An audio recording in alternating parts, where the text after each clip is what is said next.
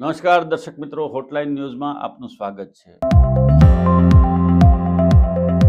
આવતીકાલ અને પરમ દિવસ 2 દિવસ સુધી સમગ્ર રાજ્યમાં ઉત્તરાયણનું પર્વ હર્ષોલ્લાસ સાથે ઉજવવામાં આવશે। ત્યારે ચાઇનીઝ દોરી ઉપર પ્રતિબંધ હોવા છતાં વિરેન પટેલ નામના સેલવાસના એક યુવાને ત્યાં ફેક્ટરી નાખી હતી અને ચાઇનીઝ દોરાનું રો મટીરિયલ મંગાવવા માટે એમણે માછલી પકડવાની જાળ માટેનું મટીરિયલ છે એવું દર્શાવી અને એને ઇમ્પોર્ટ કર્યું હતું। આ યાનને ઇમ્પોર્ટ કર્યા બાદ એમણે સેલવાસની અંદર ચાઇનીઝ દોરીનું પ્રોડક્શન શરૂ કર્યું હતું।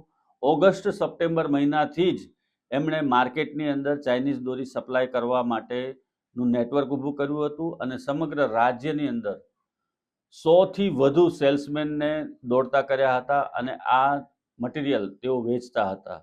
ચાઇનીઝ દોરી એ ગુજરાતની અંદર પ્રતિબંધિત છે, કેમ કે એના કારણે જો કોઈ વાહન ચાલક અથવા તો રાહદારીના ગળા ઉપર આ દોરી આવી જાય છે અથવા તો હાથ કે પગમાં આવી જાય છે તો તેના કારણે ગંભીર ઈજા થવાની સંભાવના રહે છે અને એના કારણે જ સમગ્ર રાજ્યની અંદર ચાઇનીઝ દોરીના પ્રોડક્શન ઉપર અને એને વેચવા ઉપર પ્રતિબંધ છે।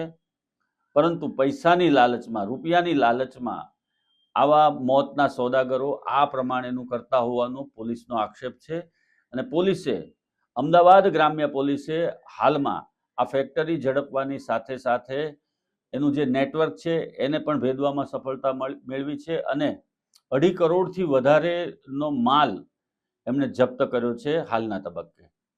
આ મામલે હજુ પણ તપાસ ચાલી રહી છે અને જે કોઈ આ ષડયંત્રની અંદર સંડોવાયેલા હશે એમની સામે પણ પગલાં ભરવામાં આવશે।